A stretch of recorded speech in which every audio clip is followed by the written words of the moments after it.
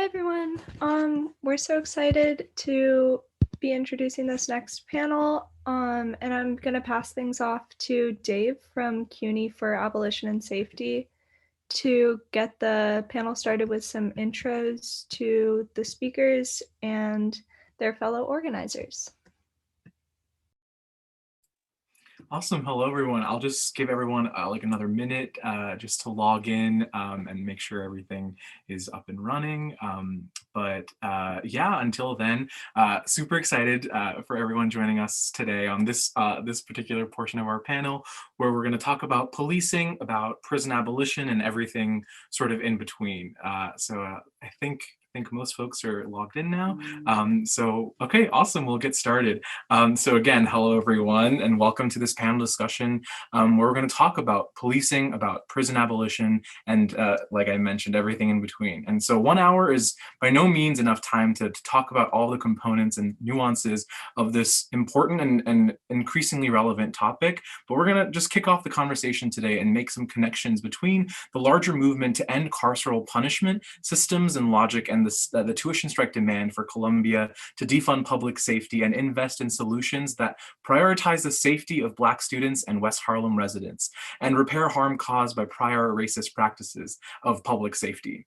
And so today I'm delighted to introduce my guests. First, Dr. Toussaint Losier is an assistant professor in the W.E.B. Du Bois Department of Afro-American Studies at UMass Amherst. And he's the co-author of Rethinking American Prison Movement with Dan Berger, and is preparing a book manuscript titled War for the City, Black Chicago and the Rise of the Carceral State.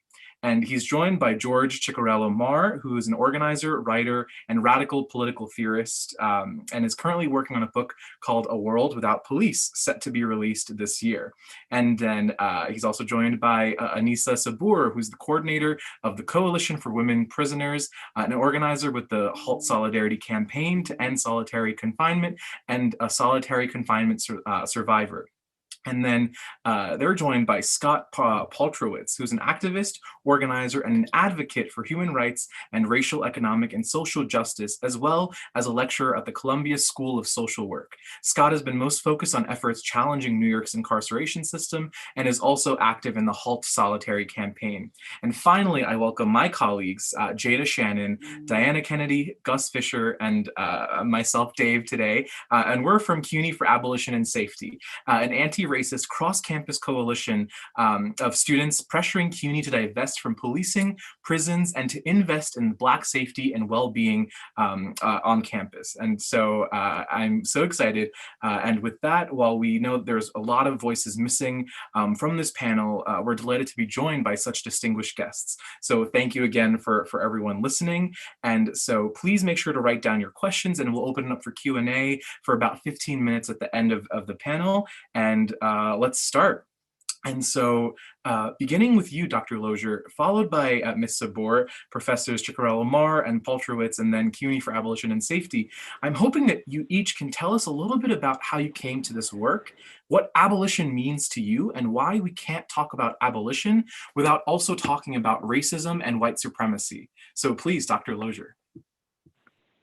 Well, thank you very much for the introduction, and very honored to be a part of this panel with the esteemed folks who are on it, and really to do what little I can, at least in our conversation here, to support the work that you all are doing at CUNY. And I just want to just speak from my own perspective as an 80s baby, somebody who grew up in West Philadelphia. You know, my sort of interest in abolition was really sparked by just, growing up in the shadow of mass incarceration, and really trying to kind of make sense of the emergence of really this expansion of the criminal justice system, and sort of what were some of the ways in which folks, especially those on the sort of cutting edge, are trying to figure out how to make sense of this phenomenon. We're trying to call for, or at least point towards a direction in terms of how to contend with it. And the ways in which we saw folks, at least during the course of the late 90s, respond to the beating and torturing of Abner Louima, the killing of Amadou Diallo, kind of helped to frame abolition as maybe not as immediately winnable a goal as kind of what was talked about in just the last panel, but really as a horizon of possibility. And that also combined with kind of my own understanding of really the role of the abolition of slavery in the history of people of African descent, both in the United States and across the Western Hemisphere. And the way in which abolition of prisons made sense as a way of kind of connecting to that history and thinking about the ways in which prisons today were talked about as sort of a new form of slavery. And if abolition was successful in some respect in terms of dealing with the problem of chattel slavery, then again, abolition might make sense as a way of kind of contending with not only the current place of prisons in our society, but also the kind of broader landscape of racism and white supremacy. And I think we've kind of seen this play out a bit more in terms of thinking about how at least some of the more recent conversation has framed how we understand abolition in the context of a period when it was more difficult to talk about socialism, much less communism. It was more difficult to talk about a kind of more thoroughgoing revolutionary politics. And so for a period of time, I would say at least through the 90s and the kind of early 2000s, abolition also was sort of a way for us to talk about how we wanted to radically change the world without kind of stepping into kind of political conversations that were a little bit more fraught, at least at that period of time. And so one of the things that I think is interesting about how we're talking about abolition now is it's a much richer conversation in regards to the much more robust ways in which we're talking about questions of socialism, questions of revolution, and really trying to think through what are the ways in which abolition helps to inform our vision of the kind of world that we want to create. Thank you so much. Professor Ciccariello-Maher. Thank you and good evening, everyone. I don't know how I'm going to follow you, Professor, but I'm coming to you from a lived experience. And I come to this work through my own lived experience of incarceration. And my thoughts of abolition come from wanting to end the horrific practices that I had to live through, that I've seen others live through in our carceral state, especially around the way we are policed and over-policed in communities of color. And so this is where my background comes from. I've been in this field for the last 16 years. Upon my release, I started to look for ways to do things differently and how to address communities that was most impacted. And so this is why I coordinate the Coalition for Women's Prisoners and really try to bring the voices of women who are directly impacted by these systems. And so I also am a part of the National Council for Incarcerated and Formerly Incarcerated Women and Girls, which is mostly made up of formerly incarcerated women who are abolitionists, who wants to end the use of this punishment paradigm and to really bring some restorative justice into our communities and doing things like reimagining what our communities would look like without police. How do we really reduce the harm in our communities, along with bringing folks to the table to really think restoratively about bringing back some of the peacemaking methods that we could use, and really thinking about abolition from a standpoint of, if we can see our communities with no prisons or jails, we can see love, we can see healing, we can see justice. And so this is where my experience comes from and why I come to this work. So I'm really excited to hear more from others on this panel. And I really appreciate the opportunity to share in this conversation with you. So thank you for having me. Thank you so much, Ms. Sabur. And my apologies, I overlooked the order. So Professor Ciccariello-Maher, please go for it. First of all, thank you all for having me. I'm incredibly honored to be in the presence of such a strong group of comrades, and particularly in conjunction with such an important strike as y'all are organizing at Columbia. So that's a thank you for for allowing me to be a part of this conversation. My organizing around abolition really begins on a personal level with the killing of Oscar Grant in Oakland, California, and which showed not only the absolute imperative to abolish not only prisons, which was becoming a part of the narrative at the time, but the police, right? To adopt an expansive view of this broader system. But the events of Oakland also showed the dramatic potential of mass struggles in the streets toward putting the question of abolition, I think, on the table. And what we've seen, and this is something that I think that Comrade Toussaint pointed to, we have seen a dramatic shift in the narrative, particularly around prison abolition.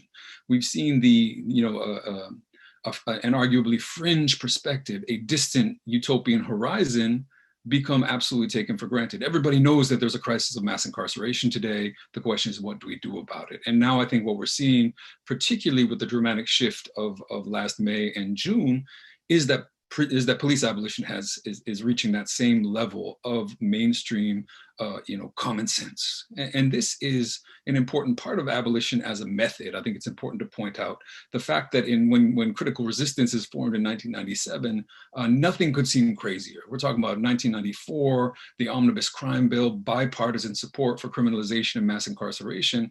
And it's through the organizing and the struggles of not only people in the streets, but small numbers of organizers and activists and intellectuals that we have turned the corner when it comes to these narratives, that we have put these alternatives onto the table. The question now is, how do we expand this vision? Of course, to get to the second piece of the question, there's no distinguishing abolition from the question of whiteness and white supremacy, because it's not an abstract concept. It emerges in a historical context, which is, of course, the abolition of slavery. But we also learned something else from that progression, which is that we are fighting against institutions today that are the product of the abolition of slavery, right? They're the new institutional alternatives that white America institutionalizes to maintain the legacies of slavery in the present. So we have this refinement of white supremacy that we need to struggle against, not only the prisons, but also the police. The police are born of the great betrayal by poor whites of the poor Black, their poor Black compatriots in Reconstruction, after Reconstruction, and the institutionalization of Jim Crow segregation, mass incarceration, and widespread policing. Policing and whiteness are born as the same thing. And one of the questions is, how do we fight both of these things at the same time? Thank you so much, Professor. Professor Paltrowitz? Hi, everybody. I am, awe-inspired to be here. The efforts of the strike are just incredible and so inspiring. And the comments by my colleagues on this panel, I feel very deficient to be part of it, but I am super happy to be connected with you all and able to be here. Several years ago, I was part of community efforts investigating atrocities happening behind prison walls here in New York State. And I went to Clinton Correctional Facility, which is one of the maximum security prisons here in New York, up near the Canadian border. And when I walked out of that prison, I thought to myself, never again is going to be a cry that's going to be held for the prison system in this country. I was reminded of the slave dungeons in Ghana or the Dachau concentration camps in Germany, and that the palpable oppression and racism that was in the air of that prison, and just seeing the tiers of cage after cage after cage after cage stacked one on top of the other of human beings, and primarily Black and brown human beings, just for me solidified what had been years in the making, but solidified for me that not only is abolition necessary and urgent, but that we will, in the not too distant future, be looking again at saying never again to what's happening here. I wholeheartedly agree that there can be no talk about abolition or prisons without talking about white supremacy and the racism that's endemic to the entire system. I can't add much to what my colleagues already said. I'll just give a fact just in New York State as an example of how blatant it is. But In all of New York State, Black New Yorkers represent about 18%, 1/8 of all people in the state. In New York's prisons, 48%, nearly half of all people in New York's prisons are Black people. And in solitary confinement, which is, an extreme punishment within the prisons, 57% of the people in solitary are Black people. There's no way to separate, that this entire system has been designed and is carried out, to oppress Black and brown and poor people. And so, just glad to be part of this conversation and efforts to dismantle the whole thing. Thank you. Thank you, Professor. And over to my colleagues at CUNY for Abolition and Safety, just as a reminder, what does abolition mean to you, and why can't we talk about abolition without also talking about racism and white supremacy? Yeah, so I think also part of the beginning of the question was how we came to this work. And so at the beginning of the summer, around May, when Black Lives Matter really exploded after the video of George Floyd getting murdered at the hands of police was made viral, I was really sort of pushed to call for action from my university. So I joined with other students that were acting similarly and calling for CUNY to cut ties with police and with prison labor. And so that's how I came to know the people of CUNY for Abolition and Safety, and we grew together over the summer. And I was also very inspired by CUNY's history of producing revolutionaries. So from Hunter College, I can name Audre Lorde, Polly Murray, Assata Shakur went to CCNY. So obviously there is a huge building block from CUNY as an institution. And what abolition means to me, I think it's about seeking solutions that exist outside of the current systems that constrict us. So I think a lot of what we're fed and what we're taught as we grow older is that legislative changes are the end all be all to societal issues. And as an abolitionist, you begin to understand that it's more of a dialectic and that you really have to take into account grassroots organizing and really boots on the ground work as something that can really heal our communities and achieve the outcomes that we really envision for our future. And I think that we can't separate the discussion of white supremacy and racism from discussions of abolition simply because our entire economic system has a basis in slavery. All the systems that we're trying to abolish, like my comrades have said before, are rooted in chattel slavery, police, prisons, capitalism. And so it's really, in order to talk about abolition, you can't ignore white supremacy because it's a huge root of it, a huge root of capitalist oppression. And so, yeah, thank you so much for having me on this panel. I mean, I'm overjoyed to be accompanied by so many great panelists. I'll pass it over to my colleague, Jada. Yes, hi, thank you so much for having me on this panel. Yeah, I'm Jada. I'm a sophomore at Hunter College with other friends at CUNY for Abolition and Safety. And yeah, I came to this work as Diana had described and following the murder of George Floyd. I think that moment for me channeled other moments of the police and the state executing Black people. It also reminded me of Eric Garner and Trayvon Martin and so on. And it became extremely clear to me that the only way we can create a world in which Black Lives Matter is a reality instead of just words is through abolishing the police and prisons. And so I would say that abolition means to me creating a world in which all human beings in which no human beings are treated as though they're disposable. Because in part, the prison industry is profiting off of the forced labor of incarcerated people, as well as detaining Black and brown bodies. And their ability to do that is rooted in our racist culture that sees Black and brown people as disposable. And so abolition requires us to create a society in which everyone is valued, and policing in prisons is not thought of as a solution to problems. Yeah, and I'm going to pass it off to my colleague, Gus.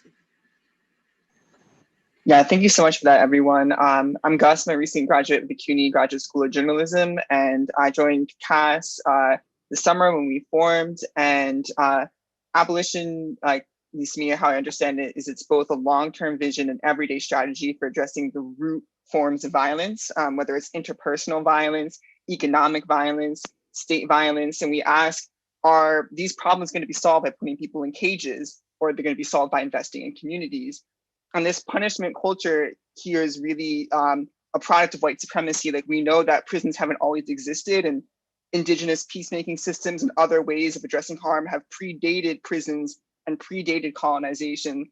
And so we really see this current struggle as, like everyone else has said, coming out of the legacy of slavery and white supremacy and colonization.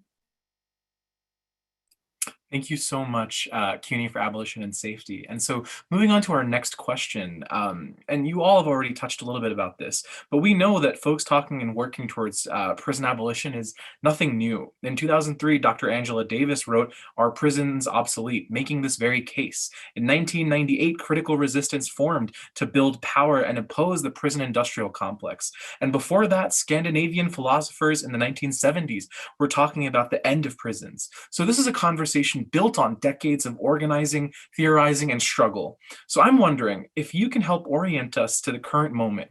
How have you observed the conversation around abolition shifting in recent years or months, and what do you attribute that to? And we can start with Dr. Losier. Sure. I'll try not to take up too much time, because I think this is a really interesting topic, and it's worth digging into this question a little bit. But I just want to say first and foremost that in addition to the folks that you mentioned, some of the most, I think, profound and important organizing, theorizing around prison abolition really came out of the prisoner rights movement, prison rebellions of the late 1960s and 70s. You're talking about folks like George Jackson, the Attica brothers, the impact of the prison rebellions that took place really across the country that really foregrounded some of the theorizing about prison abolition, whether you're talking about the work of Angela Davis, whether you're talking about the writing of French philosopher Michel Foucault, that it was really those struggles that took place behind bars that really helped lay the foundation for a lot of the kind of earlier rounds of these sort of conversations that took place. And one of the things that I think is most important in terms of setting the context for how we find ourselves in this conversation about abolition, prison abolition today, is to recognize that in some ways the buildup of mass incarceration really came in the wake of those prison rebellions, and came in an effort to find ways to not only build up the prison system, but do so more securely and in a way that would prevent similar sort of outbreaks of resistance from taking place again. And so it's really in the wake of those rebellions that we get the proliferation of the sort of supermax prisons, the sort of long-term solitary confinement, and really the really stark conditions that we find behind bars today, really an outgrowth of the backlash against really a period of radical organizing. In terms of how we're thinking about it in this moment, obviously we see the emergence of critical resistance, as you said. Also important is, as was mentioned earlier, the Oscar grant organizing that took place during the late 2000s and the early 2010s. The Ferguson Rebellion of 2014 really helped put the question of abolition back on the map. But one of the things I think has really been worth noting about sort of the recent conversations around the questions of abolition is how much, especially with the rise of Black Lives Matter, we've gotten a really kind of a bifurcation, right, in terms of this discussion where police abolition and prison abolition have been talked about somewhat separately. And that there's been sort of a little bit of a limitation in terms of how willing we've been to talk about those in concert with each other. Some of this has been influenced by some of the theorizing around Afro-pessimism, and some of the sort of organizing efforts that have been really important, but have talked about questions of abolition somewhat in silos. One of the things that I think has also been an important part of some of the sort of theorizing and discussion around abolition, obviously we've seen the resurgence of prison organizing with the Free Alabama movement, organizing with groups like Jailhouse Lawyers Speak that's helped to kind of launch these national prison strikes that have taken place in 2016 and 2018, and sort of talked about abolition in the context of dealing with this sort of loophole created by the 13th Amendment that's allowed forms of slavery to continue to exist behind bars. And discussions of abolition in the context of non-reformist reforms, and questions particularly spurred by the movement for Black Lives in terms of defund policing. And recently, there's been somewhat of a debate around what does abolition mean? Are we talking about sort of more reformist abolition, or in the vein of what's emerged this past summer in terms of discussions of revolutionary abolition? And the ways in which, as much as we might talk about questions of budget priorities and how much money goes towards police departments, the burning of the 3rd Precinct in Minneapolis is an example of another form of abolition that really is kind of stands in contrast. And in some ways, we've seen sort of an opposition between what could be seen as sort of a more reformist or a more sort of revolutionary approach to abolition. And then lastly, I would say there's been some discussions of abolition that have kind of tried to frame it in more of an international context. So with groups like Black Alliance for Peace, we've seen efforts to link questions of domestic policing with the operations of U.S. military abroad, how those two are directly connected through the Pentagon's 1033 program that's taken surplus military weapons and put them in the hands of local police departments, but also how AFRICOM and other sort of military or aspects of the U.S. military have kind of helped to extend a form of kind of broad scale, full spectrum dominance policing around the world, and the need to put questions of abolition not just on the table when it comes to dealing with police and prisons at home, but the way in which we see an extension of that around the world in places like Guantanamo and other sort of forms of kind of replicating those forms of domestic social control abroad.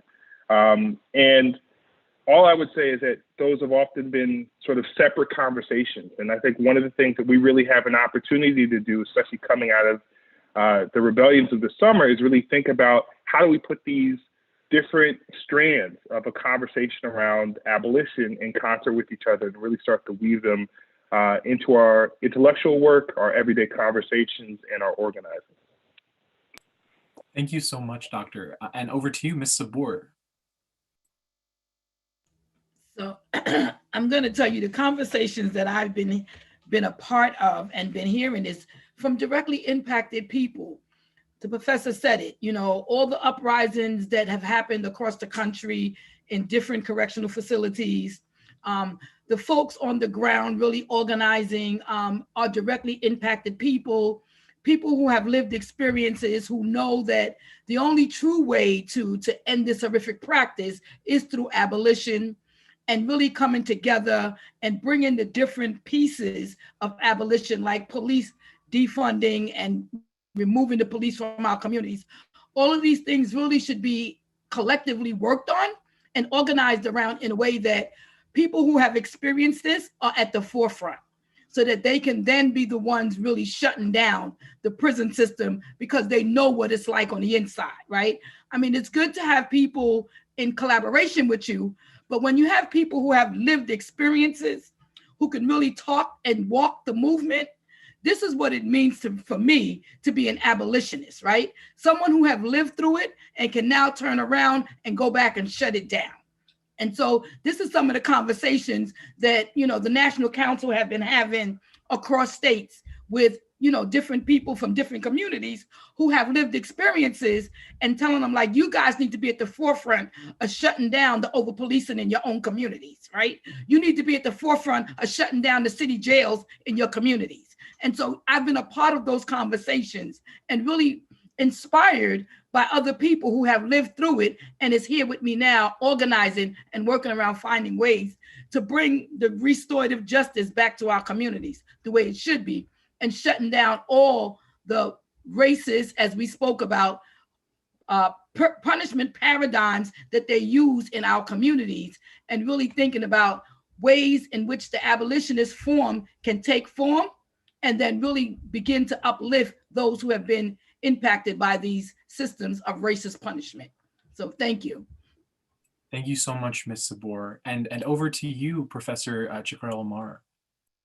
Yeah, just to agree with a lot of what folks have been saying in terms of bringing together organizing against the police and organizing against prison. And I think there's a reason that these things are not always discussed in conjunction with one another. There's been this kind of time lag where prison abolition jumped ahead and the policing question receded a little bit. And I think part of that has to do with, like, for example, when we're looking for this historic trajectory of organizing, it raises different questions, right? When we're looking for the historic trajectory of organizing against the police and organizing alternatives to the police, it opens up onto questions of, for example, self-defense, community self-defense. It opens up onto experiences like the Deacons for Defense, like Robert F. Williams and the Black Panther Party.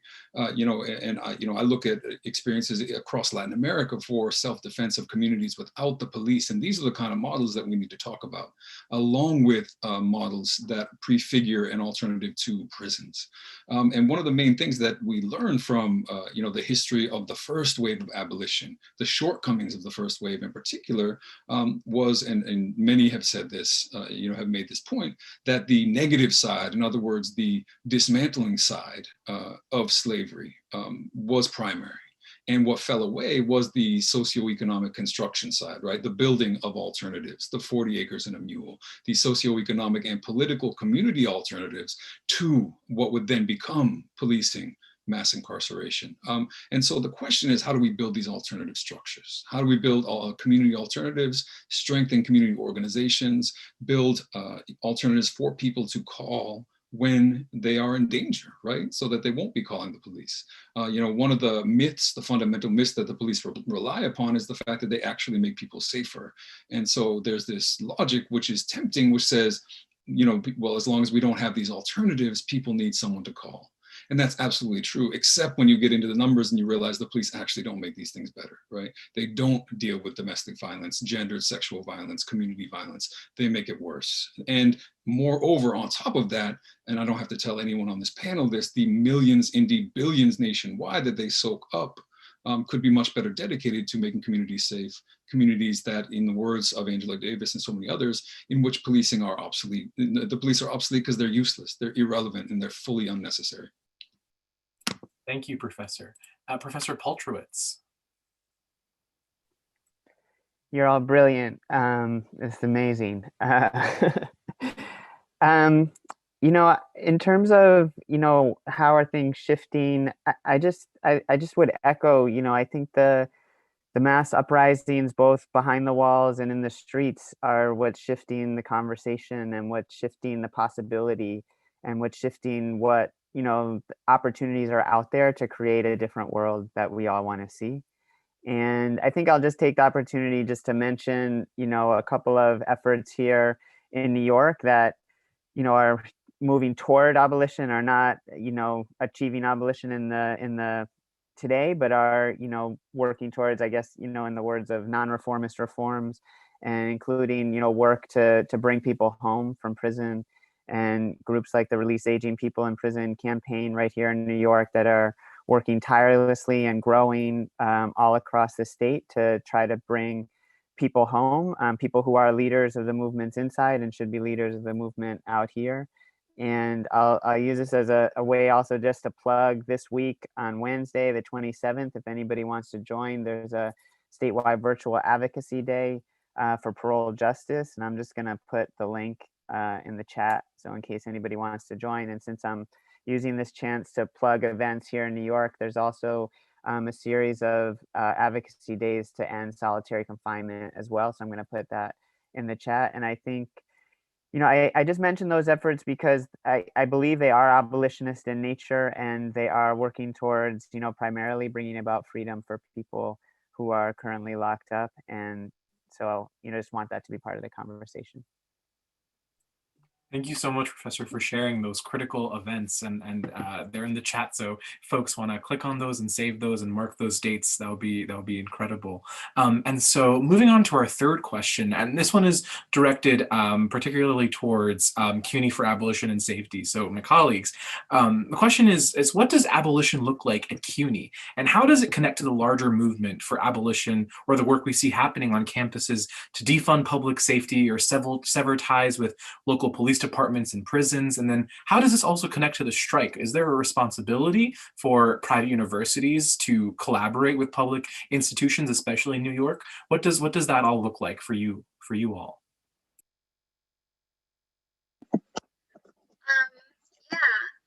I can start to answer that one. I would say that the connection between the larger movement for abolition and CUNY, I think the prison industrial complex has its roots in nearly every system, and CUNY just happens to be the one that we are the closest to right now and operate within. And I think in universities, especially in connection to this strike, that systems of oppression are replicated and reinforced. And so at CUNY, I would say this works in that campus security is utilized by administration as a means of racial control. So CUNY was established in 1841, and their public safety department was established in 1991. And their ties with the NYPD, was established in 1992. So over 100 years exist without policing on campuses, and what had changed over those 100 years is that CUNY became a campus in which there were more Black and Brown students. And so now Black and Brown students make up over 70% of CUNY's population, while the faculty and administration remain predominantly white.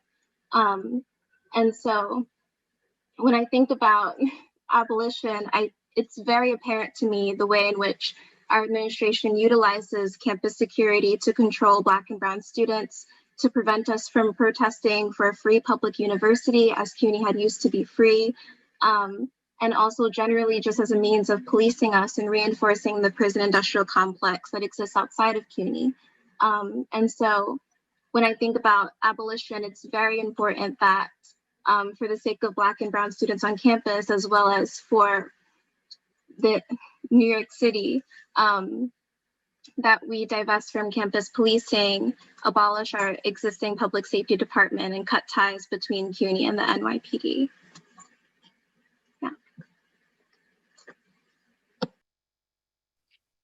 Yeah, just to add on to what my colleague Jada said so eloquently, I think that it's very necessary to recognize and acknowledge the roots that the prison industrial complex has in institutions like CUNY, institutions that serve predominantly working class students, Black and Brown students, and how that tie to prison labor is really sort of like another reiteration of the school to prison pipeline, if you think about it.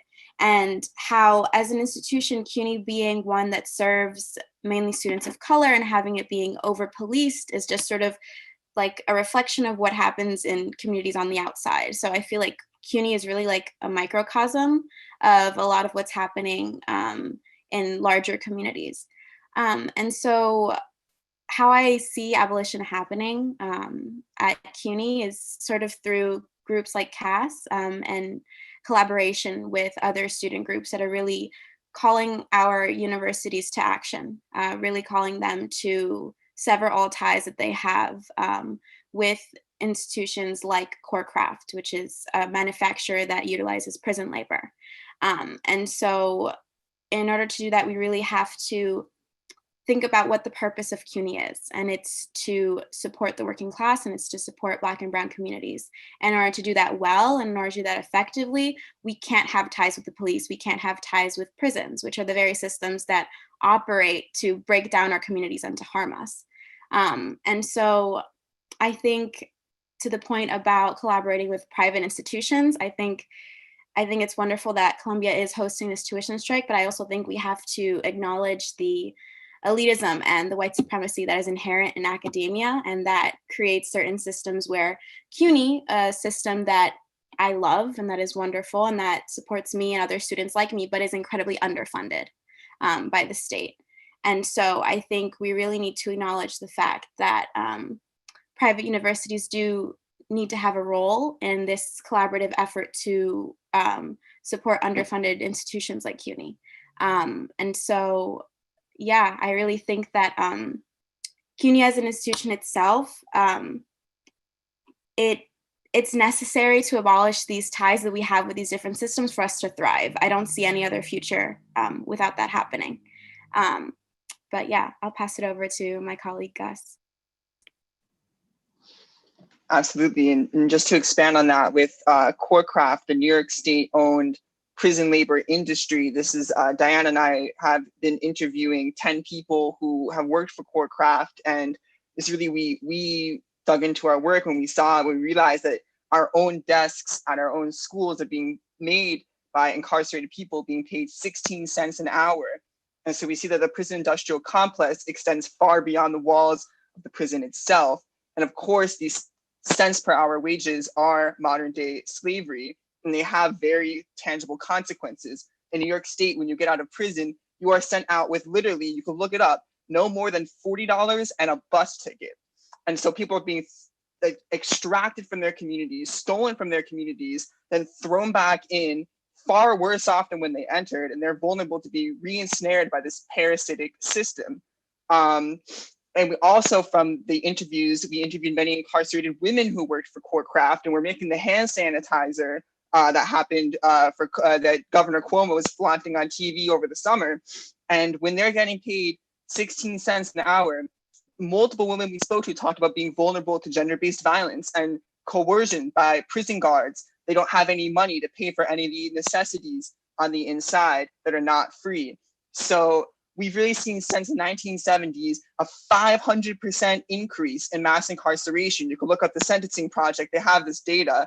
And we know that this exponential expansion is not due to some out of nowhere need for safety. No, it is a solution to the inherent problems of neoliberal capitalism, and it is to profit off of predominantly Black people through the prison industrial complex.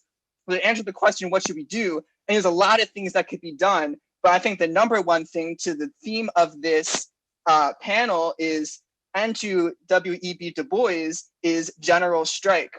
I think we have to organize and have a general strike. So I think that's a solution. Yeah, thank you so much for all those incredible words from all of the panelists, and I'm sure we could spend a lot more time talking about that, but I want to make sure that we can get to some questions from the audience, and we have a few already. So please, folks, if you want to ask questions, the Q&A function would be the best bet, but you can also type it in the chat as you see fit. So for our first question, we have a question from Tim O'Shea, who asks, can the panelists speak towards and problematize the idea of community policing, particularly school resource officers in public schools, and how these programs function as tools of surveillance and coercion? So is there anyone that wants to take this question first? I mean, I could say a couple of things. One is that there's a couple different pieces here, right? One is school policing. School policing, as many have been pointing out when it comes to campus policing, these are relatively new phenomena. We did not have police in schools until relatively recently, just like we didn't have police on campus. This is part of a creeping police apparatus that wants to extend into all realms of society. School resource officers, of course, play a very specific role. And I think it's important to point out the distinctions that sort of Diana was pointing toward in the fact that what do the police do at CUNY versus what the police do at Columbia, right? What do police in poor, under-resourced public schools do, which is to terrorize and brutalize their own students? versus police and school resource officers at small, private, wealthier schools where they see their goal as protecting the students from the community, right? And we need to, and so a segregation, sort of function. And we need to understand these differences as we fight against them. On the point of community policing itself, community policing is code for the police infiltrating, breaking up, destroying community solidarity, and replacing it with their own hierarchical vision. In other words, they go in, they infiltrate, they choose which voices they want involved in policing. They build selective relationships with people who own property, with people who are maybe a little more conservative, with people who have slightly more maybe respectability politics as an orientation, and they use that to strategically divide the community. This has been part of a broader century-long process of so-called police reform. Police reform is as old as policing itself, and all it does is try to change the image of the police. It never has tried to change the function of the police. And as a result, it makes the police seem more legitimate, it covers for their crimes, and you can see this all the way from the past, from the 1920s up to Obama's Blue Ribbon Commission and the police reform proposals now, which propose all of the same things: more community policing, more diversity, which has never made a difference, and nothing changes when it comes to the function of the police. Thank you. Ms. Sabur, I saw you that you wanted to jump in on this question as well. I was going to, but the professor took it over. He said exactly what I wanted to say. And in many ways, it is just another form of prison pipelining, right? And with, especially in New York City public schools and in the communities that I come from, the things that I see that the police, or as they call them, school safety officers up here in the Bronx, do is they cause more trauma. They're the ones that cause more violence. They're not thinking in a way of what is this, if this child is just having a bad day, right? And so everything around it is around punishment, right? And I'm just going to tell you one quick story about a young man who was having a bad day, who was here. I don't know if he was illegal or not, but his family was illegal. And he was in school, and he got into an altercation. They got him arrested, got his whole family deported.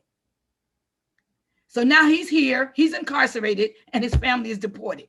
So where was the real justice in that, right?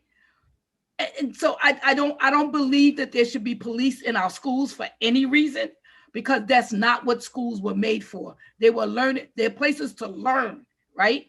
Why do we have police on our campuses, right? It's a place to learn. It's an educational institution. I think it's just so wrong of us to be able to spend our tax dollars in putting people into place of security, which they're not doing anything. They're not making us any safer. So yeah, so I just wanted to get that in, but I'm definitely wholeheartedly against police in schools and on campuses. So thank you. Thank you, Ms. Sabur. And I guess this question, Dr. Losier, I would love to hear your thoughts about this question that we have from Milo, who asks, does abolish the police mean abolish the police today or abolish the police in 100 years? They don't really understand the time frame when people discuss this. Yeah, I mean, appreciate the question from Milo, and I can understand maybe where some of the confusion comes from. And I kind of hinted at this a little bit earlier when I talked about sort of like the question of abolition sometimes being like a horizon of possibility. Like, this is the direction that we're headed in, and this is what we're working towards. I don't know if it's critical resistance or another organization, but one of the mottos that used to be central to a lot of discussions of abolition was just the question of abolition now. Like, we don't have to wait 100 years. We don't have to bide our time and think about what's going to happen for several generations later. It should be right now. And part of what I think has been a way in which abolitionists have worked towards making sense of how do we progress towards winning abolition is to demand abolition now and work towards making it a realization without giving up hope, without sort of throwing our hands up in the air and saying, okay, the day is over, going to bed, police haven't been abolished, what do we do?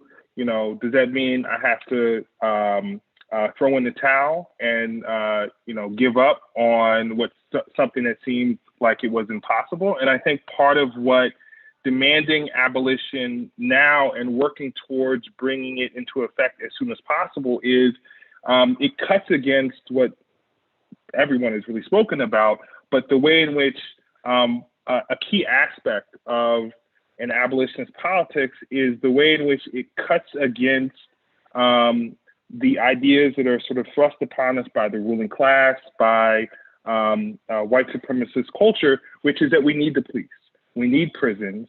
Oftentimes in a degree where the discussion is, if we don't have police, people would be killing each other, right? People would be taking advantage of the bad people would be coming to get us. And I think part of what is central towards demanding abolition now and working towards it with the urgency that it requires, not with the sense that it's going to take place in 100 years, but who knows, just as if we had had this conversation in February, we would be thinking that people would be burning down police stations and burning police cars and all sorts of stuff that happened this past summer, that it would be happening, that if we work towards it every day, that we are not simply doing what needs to be done to bring it into effect, but we're also cutting against what we're told is the necessity of police, the necessity of prisons, and the assumption that these are institutions that have always been with us and that need to always be with us in the future. So part of the confusion that might be evident in sort of part of our discussion of abolition is the way in which it's in some ways kind of just sort of the rallying cry of what it means to kind of lift up the call for abolition, but it's also about cutting against the presumption that abolition is an impossibility, and the sort of institutions that maintain a particular form of class domination and racial oppression and imperialism on a global scale, that these are sort of mechanisms of social control that we have to make do with and accept rather than fight against. Thank you so much, Professor. And so for our final question, before we wrap up from the evening, I would love to hear from every panelist a very brief answer because we're coming up on our time limit. I would love to just spend hours talking about this. It's such an incredible panel today. So our final question for today that each of you could tackle in a quick answer would be, Savannah asks, what are your common responses to critics who ask abolitionists, well, if not prisons, then what? What does alternative specifically look like? And a little bit related to that, Samuelis also asks, how can we educate people in the community about the benefits of abolition and defunding? So I can start with Ms. Sabur on this. So the quick answer for me is join a campaign of abolitionists, right? And work with them to make the change you want to see, especially within your own communities. I think I answered both of them at one time, right? Yeah, incredible. And so that's it for me. So thank you. Thank you for having me this evening. Thank you so much, Professor Ciccariello-Maher. Yeah, I mean, I think the answer to the police and to prisons is one and the same, and it's community, community, community, right? The question is, what alternatives do we have and can we build to make policing obsolete, to make it irrelevant? And that takes a lot of different forms. Organizations like MPD 150 in Minneapolis and others, Critical Resistance, have put out very small scale, small level things that you can do to begin to expand this world without police, right? There's no police on my block right now. We know how to interact with neighbors. We all know what it looks like to live without police because we do it amongst our friends and our comrades and our families all the time. What we are told is impossible is the idea that this can be scaled up to the level of society. But the problem is, and as others have pointed out, that we are blinded to the possibilities that might exist by the fact that our world is so determined by policing and prisons. These are cancers that have wrapped themselves around the heart of our society, and it makes it very, very hard to think in any different way.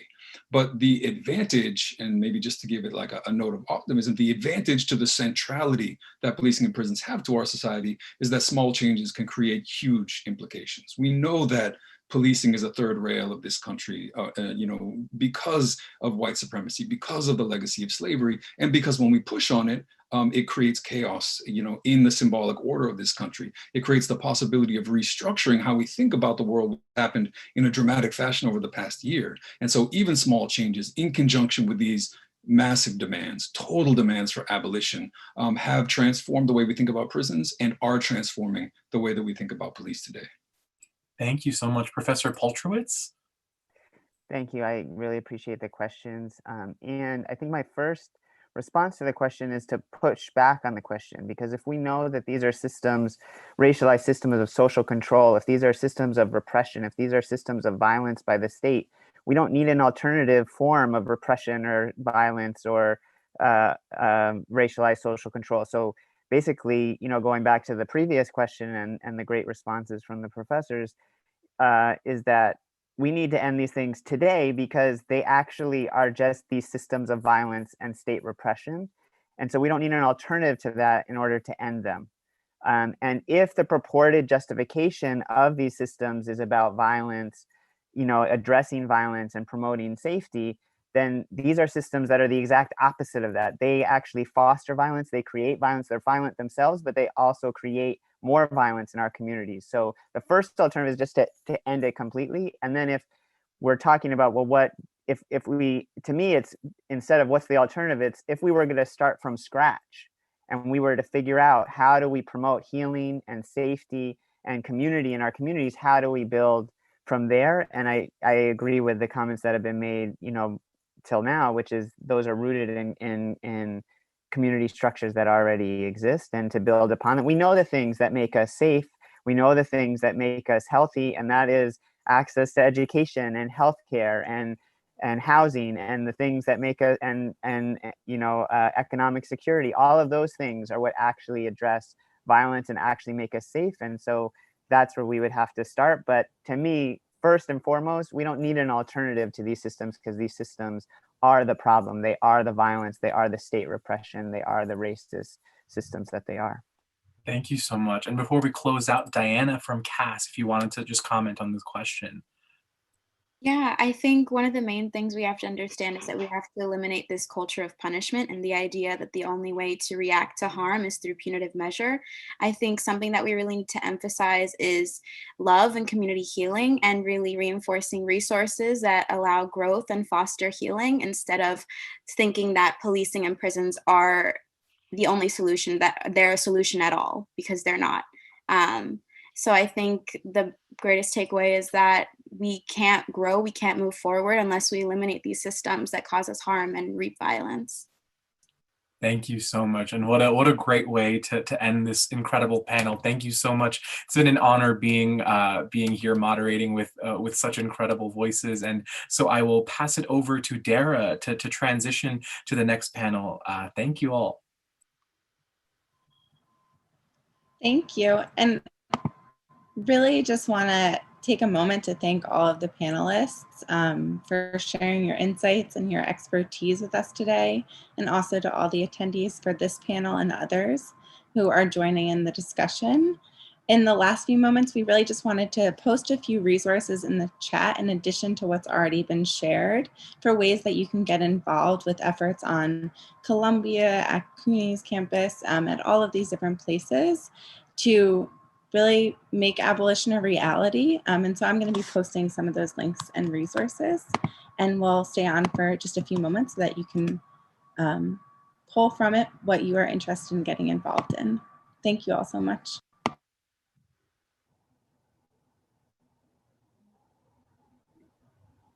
Yeah, thanks so much, everyone, for the great panel. Really, yeah, super educational, super interesting, a lot of great discussion. Next steps, yeah, posted in the chat. Also, we have them here up on the screen. You should definitely feel free to get in touch with people and continue these conversations. Yeah, Towns, if it's all right with you, could I take a second to just go through these resources and give a bit of context for people who might want to get involved? Go for it. Okay. So first off, we want to plug the work of our comrades who joined us from CUNY for Abolition and Safety. They're working alongside Mobilized African Diaspora, which is a group organizing at Columbia. to conduct this survey for New York City students and faculty to share their experiences with police on campus and about what public safety looks like to them. So I really encourage you to fill out this survey. And CUNY for Abolition and Safety's work also includes a petition pressuring CUNY to divest from prisons. So there's an option both to sign on as an individual and as an organization. You can find both of those links here. I also want to plug the work of one of our coalition partners, Mobilized African Diaspora, who are circulating a petition to President Bollinger to support Black students in the West Harlem community, which you can find here. And they'll also be speaking more to this at our panel at 10 p.m. Eastern tonight, 8 p.m. to 10 p.m. Eastern tonight, which will be about Columbia's role in the gentrification of Harlem. And finally, I wanted to give a shout out to our comrades from the Action Lab for Social Justice and Action for Black Lives at the Columbia School for Social Work. They were a huge help in putting this panel together. You can find their website at that link there. They're working on a huge range of campaigns that you can get involved in. This includes demanding that CU remove criminalizing suspect photographs from school-wide Clary crime alerts, and also making sure that we're holding Columbia accountable to issues like paid leave of administrators who have been arrested for assault. So without further ado, I'm going to hand it off to